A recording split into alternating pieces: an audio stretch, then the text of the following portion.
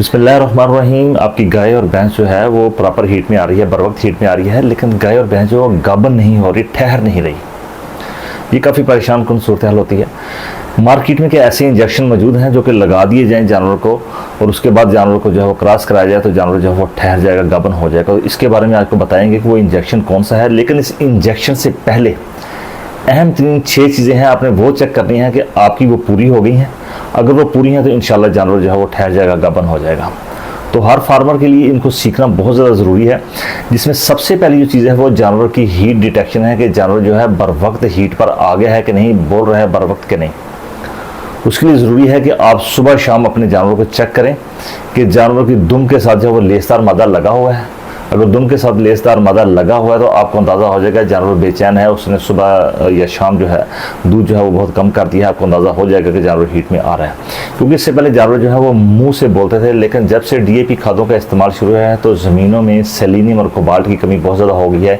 इन दोनों micro mineral की कमी की वजह से जानवर जो है वो हीट में नहीं आते, मुँह से नहीं बोलते। तो ज़ाहिर आप जानवर को सुबह शाम देखना ही पड़ेगा कि जानवर जो है वो उनकी दुम के साथ या वो डिस्चार्ज जो है वो पेशाब के रास्ते कर रहे हैं कि नहीं, डिस्चार्ज जो पतला म्यूकस वाला। तो ऐसा है तो जानवर आपका हीट में आ चुका है, उसको क्रॉस कराने की भी आपने या उसको टीका रखवाने की आपने भी जो है वो उसकी तैयारी आपने करनी है। तो उसको टीका रखवाने के लिए जो सबसे अहम चीज़ है वो है टाइम का, कि बर वक्त जो है उसको टीका जो है वो ये इसकी करवा ली जाए। सुबह भैंस आई है तो शाम में उसको, या शाम में आई है तो सुबह उसको 12 घंटे के बाद उसकी ये जो है नस्ल के का जो टीका है वो आपने रखवा लेना है। अगर आपके पास दोगली नस्ल की गाय मौजूद हैं जिसमें खास तौर पर फ्रीजन है और जर्सी है या दोगली हैं गायें आपके पास, तो फिर आपने उसका जो ड्यूरेशन है वो 24 से 30 घंटे का आपने लेके जाना है। फिर 24 से 30 घंटे के बाद उसको आपने जो है ए करवानी है, उसकी डॉक्टर को बुला लेना है या ए टेक्नीशियन को बुलाना है। तो इस तरह आपके पास जो टाइम है वो फिक्स हो जाएगा, आपको पता होना चाहिए इस वक्त हमने बुलाना है। बस का ऐसा होता है कि आपने बहुत जल्दी बुला लिया या बहुत ज़्यादा लेट बुला लिया, तो फिर इस तरह भी जानवरों के जो गाबन होने के चांसेस बहुत ज़्यादा कम हो जाते हैं। अब उससे जो अगला हिस्सा है, अब ये दोनों चीज़ों की तैयारी होगी कि जानवर हीट में भी आ गया है, टाइम भी आपने फिक्स कर लिया है। लेकिन अब ये देखना है कि जो बीज उसके अंदर हम रखवाने जा रहे हैं कि वो बीज जो है, जो सीमन इसको हम कहते हैं, कि वो बिल्कुल प्रॉपर सही है, ज़िंदा है, स्पर्म जो है वो ज़िंदा है। क्योंकि उसके लिए ज़रूरी ये होता है कि जिस कंटेनर में टेक्नीशियन या डॉक्टर साहब ने जो स्पर्म रखे हुए हैं, इनके उसके सीमन की शक्ल में जो वहाँ पर मौजूद हैं, अगर थोड़ी सी भी लिक्विड नाइट्रोजन उसमें कम हो जाती है तो वो डेड होने के चांसेस उनके बहुत ज़्यादा होते हैं। उसके बाद अगर एक दफ़ा सीमन जो है वो डेड हो गया, यानी कि उसमें नाइट्रोजन, लिक्विड नाइट्रोजन जो है वो बहुत ज़्यादा कम होगी, कंटेनर में बर वक्त उसको भरवाया नहीं, आपने उसमें डाली नहीं, तो फिर भी ये मसला आ जाता है कि इसकी वजह से जानवर जो है वो हीट में तो आगे बर वक्त आपने उसको डॉक्टर साहब को भी बुला लिया, लेकिन जानवर जो गाबन नहीं हुआ। तो इस चीज़ का भी आप ख्याल रखिए कि ये भी वजह इसकी हो सकती है कि जानवर जो है वो गाबन नहीं होते।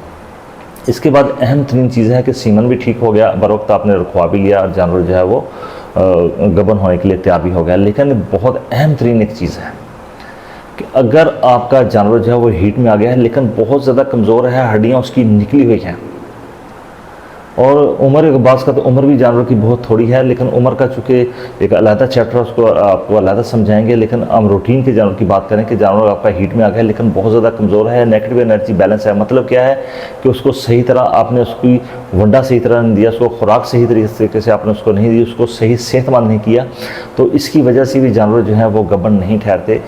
तो इसके लिए ज़रूरी है कि आपका जानवर जो है वो जिस्मानी तौर पर भी बहुत ज़्यादा सेहतमंद हो, बेहतर हो। अगर कमज़ोर जानवर को आपने रखवाया तो वो ज़रा वो रिपीट हो जाएगा, नहीं ठहरेगा। इसके बाद जो अगला स्टेप आता है उसको अपने ख़ास तौर पे देखना है, वो है मौसमी सूरत हाल।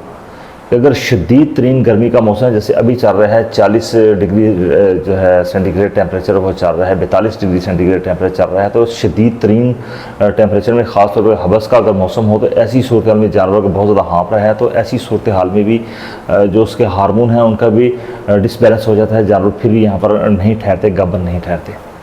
तो ज़रूरी है कि अपने मौसम को भी देखें। अगर शदीद तरीन मौसम है तो उसकी वो आप ख़त्म कर दें या उसको ठंडा रखें, जानवरों को कूल रखने की कोशिश करें। आपने फ़ैन लगा रखे हैं, शावरिंग उसकी कर रहे हैं, तो फिर तो बहुत अच्छी बात है।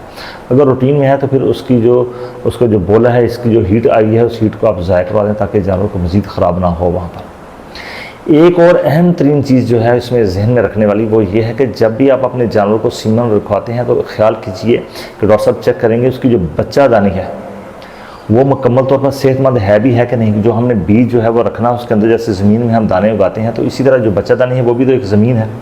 अगर वो मुकम्मल तौर पर सेहतमंद होगी तो बीज वहाँ पर उगेगा। तो उसके लिए ज़रूरी है कि बच्चादानी अगर सेहतमंद है, उसका जो डिस्चार्ज है बिल्कुल क्लियर कट है, साफ़ सुथरा है। क्योंकि अगर बच्चादानी की जो अंदरूनी झिल्ली है अगर वो सूजी हुई है, एंडोमेट्राइटिस उसको हो गया है, तो फिर ऐसी सूरत हाल में भी जानवर जो है वो गब्बर नहीं ठहरेगा, क्योंकि उसके लिए जगह वो वहाँ पर वो मुख्तलिफ बनी ही नहीं उसके लिए। तो बेहतर यह है कि वहाँ पर एंटीबायोटिक के जो शॉट्स हैं वो अंदर रखवाए जाते हैं या उसको लगाए भी जाते हैं। कुछ सूरत हाल में लगाए जाते हैं, कुछ सूरत में अंदर एंटीबायोटिक्स रखे जाते हैं ताकि बच्चादानी जो है मुकम्मल तौर पर सेहतमंद हो जाए।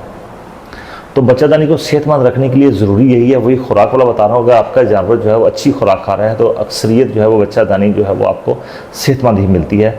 तो जब सेहतमंद बच्चादानी में सेहतमंद सीमन रखा जाएगा तो जानवर जो है वो बर वक्त हीट में आ जाएगा। तो उम्मीद करता हूँ कि आज की वीडियो में आपने ये 4-5 जो 6 अमल है ये आपने सीख लिए होंगे कि ये बहुत ज़्यादा ज़रूरी हैं। अब आ जाते हैं इंजेक्शन के बारे में। तो इंजेक्शन जो है वो बहुत ज़्यादा ज़रूरी बात हो जाता है। जैसे कि हमारे पास कंसेप्टॉल इंजेक्शन है, तो ये इंजेक्शन उस वक्त लगते हैं कि जब आपका जानवर इन 6 के 6 जो पैरामीटर हैं इनको मीट करता है कि बिल्कुल ठीक है, ये बर वक्त आप सब कुछ कर रहे हैं, लेकिन इसके बावजूद जानवर जो है वो ठहरा नहीं। इसका मतलब कि वहाँ पर एग जो है वो शेड नहीं हो रहा, वो निकल नहीं रहा हार्मोन्स के डिसबैलेंस की वजह से। तो फिर ये वाले इंजेक्शन जो है, ये कंसेप्टॉल टाइप जो इंजेक्शन है ये लगते हैं। तो फिर जानवर जो है वो जो हुआ है उसको शेड करता है, जो अंडा है वो निकलता है, तो फिर जानवर जो है वो गम ठहर जाता है। लेकिन अगर आपका जानवर जो है वो 6 के 6 जो अभी आपको मैंने नुक्ते बताए हैं, अगर उन पर पूरा नहीं होता रहा तो फिर इस इंजेक्शन को लगाने का ज़ीरो फ़ायदा है। तो अपने जानवर की आप केयर कीजिए, उसको सेहतमंद कीजिए। जो हीट डिटेक्शन है उसको आप सीखिए कि जानवर बर वक्त हीट में आ गया है। अच्छा तजर्बेकार जो आपके इलाके में जिसका अच्छा नाम है उस डॉक्टर को बुलाइए और उनसे टीका रखवाइए। तो उम्मीद करता हूँ कि आपके जानवर जो हैं इंशाल्लाह वो बर वक्त हीट में आकर गाबर होकर ठहरेंगे भी सही। वीडियो आपको अच्छी लगे दूसरे फार्मर तक तो ज़रूर शेयर कीजिए। छोटे छोटे नुक्ते हैं जो कि आपको समझने भी चाहिए। और जो नए साथी हैं उनसे रिक्वेस्ट है कि चैनल को सब्सक्राइब जरूर कर लीजिए। वीडियो पसंद है तो उसको लाइक ज़रूर कर दीजिएगा। बहुत शुक्रिया। अल्लाह हाफ़िज़।